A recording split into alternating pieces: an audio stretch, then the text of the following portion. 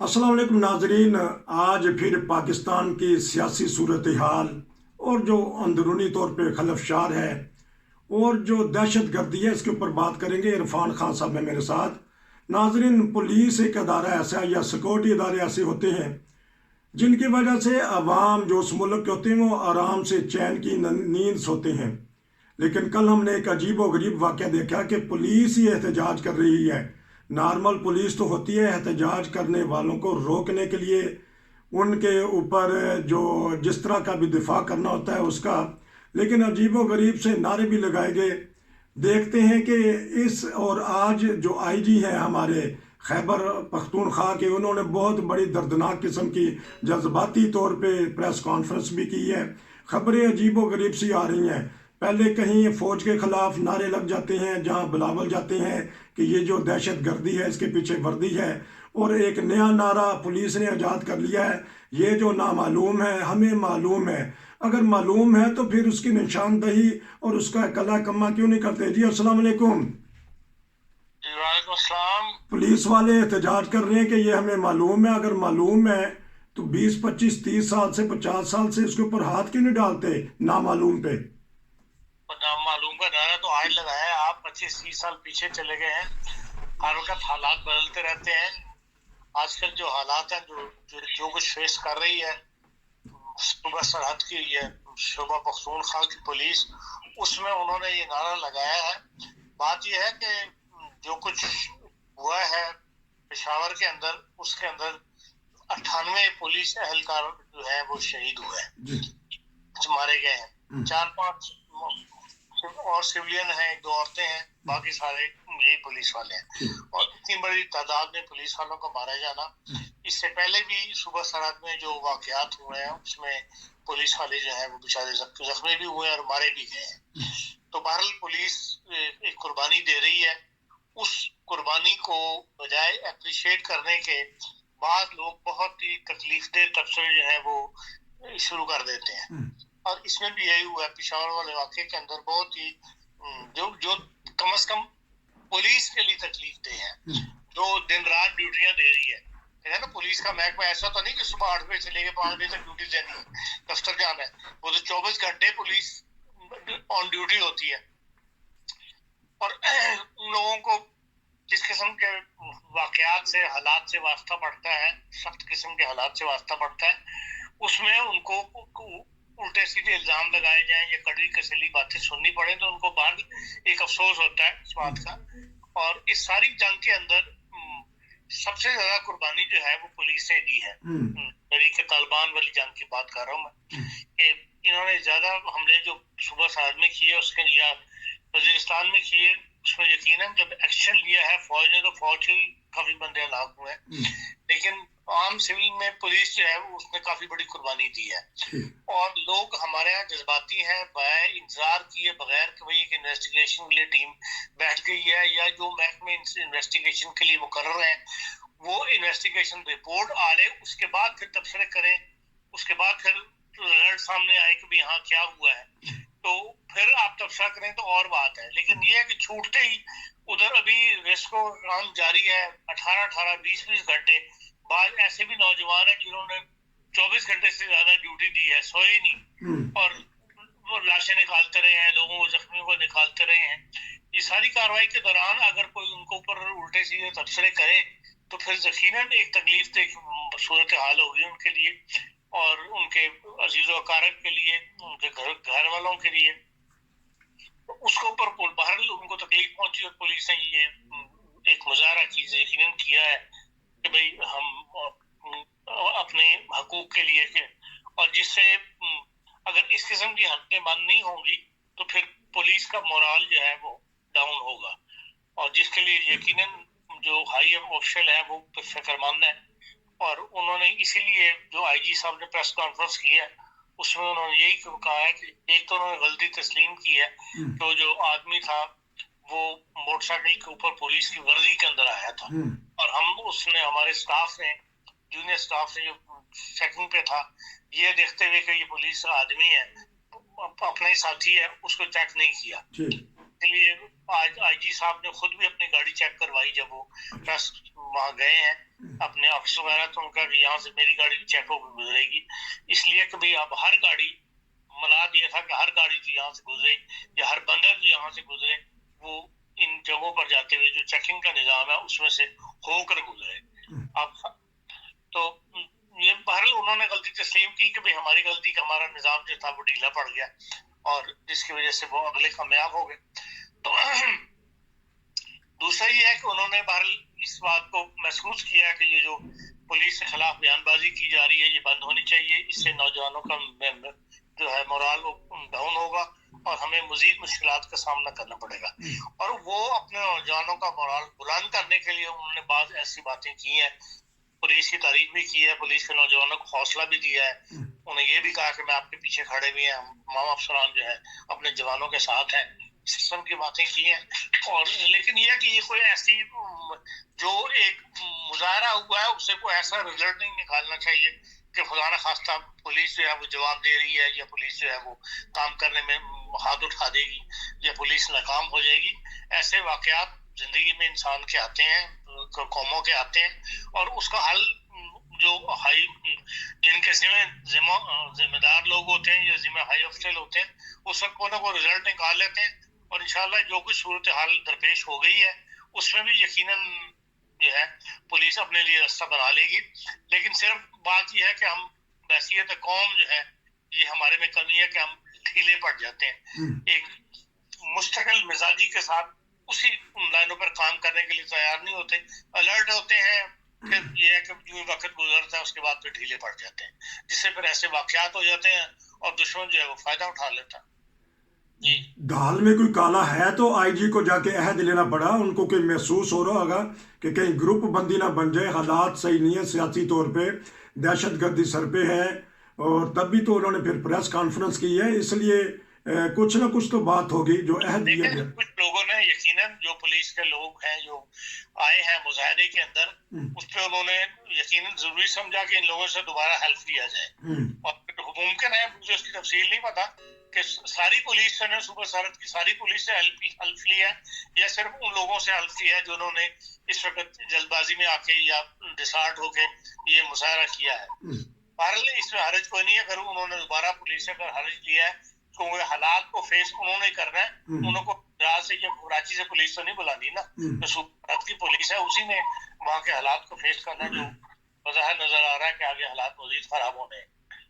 تو کل آپ نے ذکر بھی کیا تھا کل پرسوں تبصرے میں کہ تھک بھی جاتا ہے انسان، ہماری جو فوج ہے اسٹیبلشمنٹ ہے وہ بھی جب تھک جاتی ہے تو سیاست میں آ جاتی ہے، جب ہماری پولیس تھک جاتی ہے مظاہرے میں آ جاتی ہے.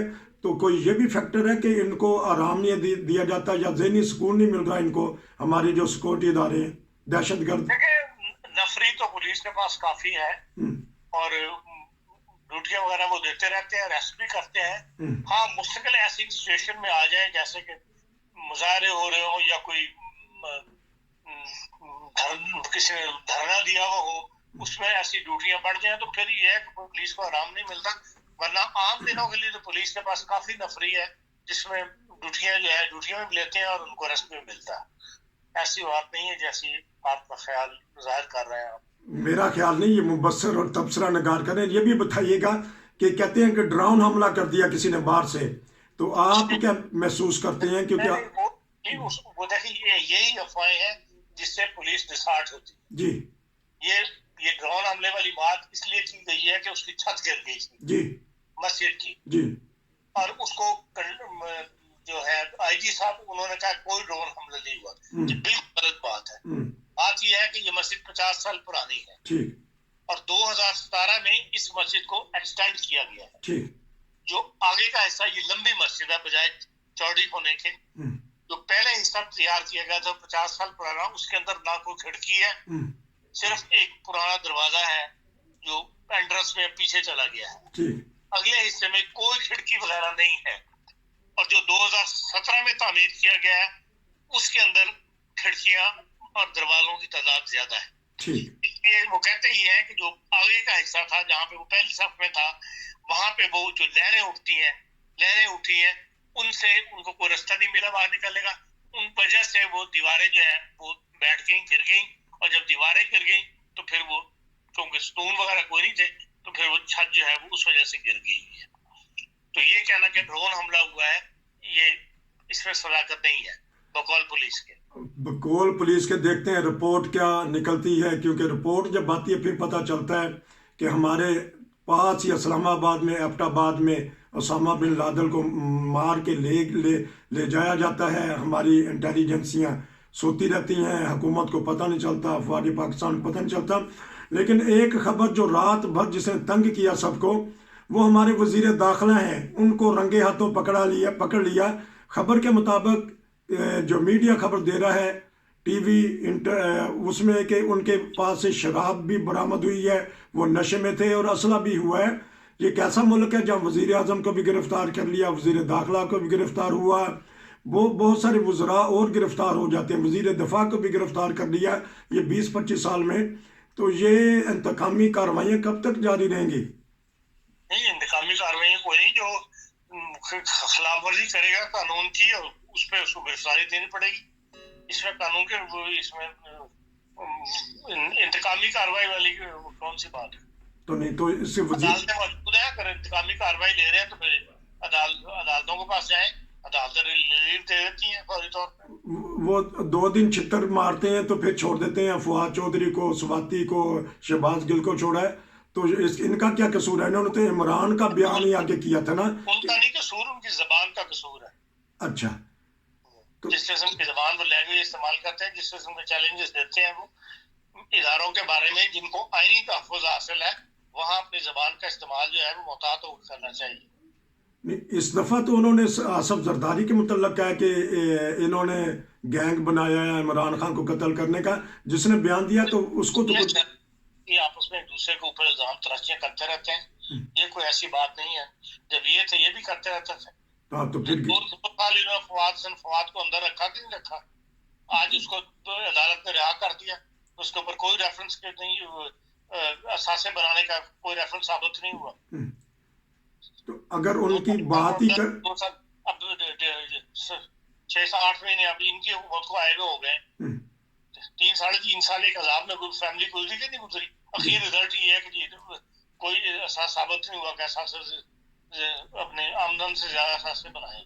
جھوٹا کیس بنا کے تو ایک فیملی کو 3 سال آپ نے پریشان رکھا.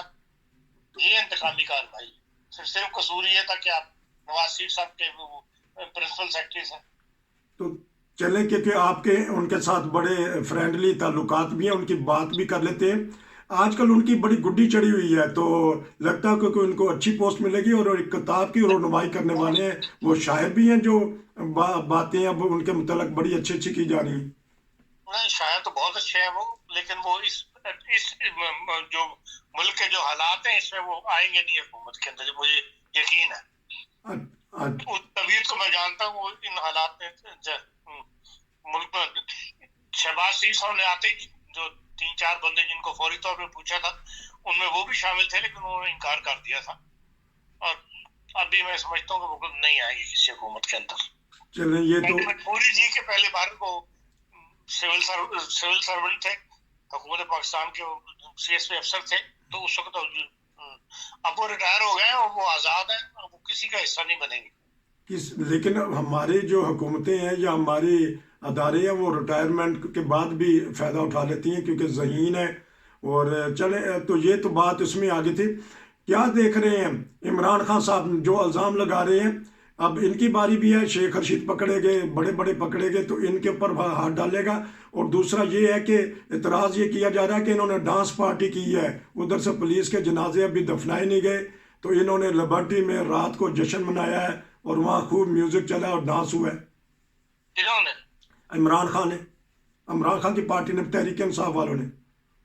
ہاں تو وہ اس سے قانون کی خلاف ورزی تو نہیں نا ہوئی، وہ تو ان کی اپنی اخلاقی وہ ہے کمزوری. اس میں کسی قانون کی خلاف ورزی تو نہیں ان کی جس میں مقدمہ چلا دیا جائے. وہ عمران خان صاحب پھنسیں گے توشہ خانے کے اندر. اچھا، تو 6 فروری کو ان پہ جو 6 فروری کے بعد ان پہ مقدمے وغیرہ چلنے شروع ہوں گے. تو لیکن جو کہتے ہیں کہ 10 سال ان کی حکومت رہی اور اربوں روپے ان کو دیے گئے خیبر پختونخوا کی پولیس کو، تو اس کا بھی تو حساب کتاب آئے گا نا کہ کدھر گئے ہیں جو ہماری سیکورٹی یا جو ہمارے پولیس والے ہیں وہ اپنے تحفظات نہیں کر سک رہے. دیکھیں 416 ارب روپیہ دیا گیا ہے صوبہ سرحد کی جی حکومت کو جی مرکز میں یہ دہشت گردی کنٹرول کرنے کے لیے، ٹھیک دہشت گردی کے نام کے اوپر. ٹھیک تو بہرحال وہ پیسہ کہاں گیا، کون کھا گیا، اس پہ کتنا استعمال ہوا، کتنا خرچ ہوا اور کتنا جو ہے لوگوں کی جیبوں میں گیا. اب 416 ارب جو ہے وہ پولیس کو تو نہیں ملا، وہ تو حکومت کو دیا. اب اس کی تقسیم کیا ہوئی، یہ بہرحال انویسٹیگیشن والی بات ہے. اور اب پاکستان میں کس چیز کی انویسٹیگیشن کریں گے جہاں تو ایمانداری ہے ہی نہیں. اس میں کیا کس ہر محکمے کا یہی حال. جو ڈیم تھے ان کے لیے پیسہ اکٹھا کیا گیا، لوگوں سے بھی لیا گیا، لوگوں نے اپنے ایک دن دو دن کی تنخواہیں بھی دی، انہیں ملک سے بھی دنیا نے بڑے بڑے پیسے بھیجے، کچھ پتہ نہیں وہ پیسہ کہاں گیا. نہ کوئی ڈیم شروع ہوئے نہ کوئی پروجیکٹ شروع ہوئے. تو بھارت سے محکمے کا یہی حال ہے. تو کرپشن کی وجہ سے یہی تو وجہ ہے کہ آج ملک جو ہے ڈیفالٹ ہو رہا ہے. اگر ایمانداری سے کام کیے ہوتے اور ہر جگہ ایمانداری سے پیسہ خرچ کیا گیا ہوتا، لوگوں کی جیبوں میں نہ گیا ہوتا، تو آج ملک ڈیفالٹ نہ ہوتا، آج ہم ترقی کر رہے ہوتے. یہی وجہ ہے کہ ہم آج زمین سے لگے پڑے. اسی لیے تو کروڑوں روپے گھر سے نکلتے ہیں. چھوٹی سی اگر موٹر وے بھی بنانی پڑی اس میں بھی اتنا کرپشن کیا کہ 30 40 کروڑ جو ٹھیکیدار ہیں یا جو کام کرنے والے ہیں کروانے والے ہیں، اگر ان کے گھر سے نکلا ہے تو جو بڑے بڑے ہاتھ ہیں ان کا کیا بنے گا. ناظرین، ہم نے آج بات کی ہے پولیس کے محکمے میں، کیونکہ تھوڑی سی بددل ہوئی ہے. عرفان خان صاحب بتا رہے تھے کہ کوئی بات نہیں، ایسی دوبارہ یہ کھڑی ہوگی اپنے پاؤں پہ، پھر تحفظ کرے گی عوام کا. کیوں تو کچھ کہنا چاہتے ہیں اور سیاسی صورتحال پہ؟ سیاسی صورتحال پہ کیا کہنا ہے، یہ تشویشناک صورتحال ہے. دن بہ دن آپ دیکھ لیں جو مریم ہے اس کا بھی کوئی جلسہ کامیاب نہیں ہو رہا. جی ہر جگہ ان کی کرسیاں خالی ہیں، ہر جگہ لوگ ان کو وہ افراد نہیں مل رہے. نون لیگ کے جو کارکن ہیں وہ اس طریقے سے نہیں آ رہے جو نواز شریف صاحب کا ذہن بنا ہوا تھا، جو نواز شریف صاحب کے ذہن میں تھا. اور اس سے اندرونی خدشات بھی بڑا ہے. جو سینئر سیاستدان ہیں وہ سارے ناراض ہیں نواز کو اتنا آگے کرنے کے اوپر. اس لیے سیاسی حالات مزید نون لیگ میں بھی دراریں پڑ رہی ہیں، نون لیگ کے بھی حالات خراب ہو رہے ہیں. اور ویسے ہی ملک کے حالات اس سمجھ جا رہے ہیں کہ سیاست جو ہے اس کو شاید کچھ عرصے کے لیے روکنا پڑے یا سیاسی میدان جو ہے وہ بند کرنا پڑے، اور جو معاشی حالات ہیں ان کو پہلے درست کیا جائے. اب جو بھی کچھ IMF وغیرہ کے ساتھ اس پر مذاکرات چل رہے ہیں، ابھی چند دن یہ اور چل رہے ہیں، اور اس کے بعد صورتحال جو ہے سامنے آئے گی. جو کچھ کل رات 2 ڈبیٹیں انٹرنیشنل ٹی وی نے دکھائی ہیں، جس میں ایک تو امریکہ میں تھی جس میں عاطف میاں صاحب اور اسماعیل مفتاح جو ہے مفتاح اسماعیل جو پرانے وزیر خزانہ تھے وہ دونوں شامل تھے. اور عاطف میاں نے جو کلیئر کٹ کہا ہے کہ بھی ملک آلریڈی ڈیفالٹ کر چکا ہے. یہی بات شبر زیدی صاحب نے کہی ہے، جو کہ جن کو بڑے دھڑلے سے عمران خان صاحب لائے تھے اور 6 مہینے بعد ان کی چھٹی کروا دی تھی کہ آپ کی باتوں پہ ہم عمل نہیں کر سکتے. تو انہوں نے بھی کہا ہے کہ ملک آلریڈی ڈیفالٹ ہو چکا ہے. 9 ارب ان کو چاہیے اور یہ ان کو 2 ارب ملنا ہے IMF سے، اور جون تک ہمیں 9 ارب چاہیے، تو باقی 7 ارب یہ کس سے لیں گے. اگر 2 ارب وہاں سے مل جاتا تو ان کو 1-2 ارب جو ہے سعودی عرب اور UAE وغیرہ سے مل جائے گا. لیکن اصل میں 9 ارب چاہیے، اور 9 ارب کہیں سے نہیں ملے گا سوائے اس کے کہ 500 ارب کی جو ہے وہ آپ کو سرمایہ کاری پاکستان میں لے کر آئے. اور اسی بڑی سرمایہ کاری ان حالات میں جب ملک کمزور پیروں پہ کھڑا ہوا ہو، کوئی باہر کا ملک جو ہے 500 ارب کی سرمایہ کاری نہیں کرے گا. اس لیے جو ماہرین ہیں وہ تو یہی کہہ رہے ہیں کہ بھائی آلریڈی ہم ڈیفالٹ کر چکے ہیں، اور اگر یہ سال گزار بھی گئے تو 24 اور 25 تک یہ پھر پیسہ کہاں سے لے کر آئیں گے، کیونکہ اس وقت ہر چیز میں پاکستان کی پروڈکشن جو ہے وہ گری ہے، ملیں بند ہو رہی ہیں، تو ایکسپورٹ کے اوپر بھی فرق پڑے گا. اور جو زر مبادلہ ایکسپورٹ سے آتا تھا اس میں بھی آئندہ سال کمی ہوگی. تو اس لیے وہ امید یہ عام تاثر یہی بتایا جا رہا ہے کہ بھئی ہم ڈیفالٹ کی کر جائیں گے، کر چکے ہیں یا نہیں کی. اگر کوئی سہارا دیتی ہے ہمیں सहारा मिलता है तो वो भी आर्जी होगा, इस साल नहीं तो अगले साल तक डिफॉल्ट कर जाएंगे।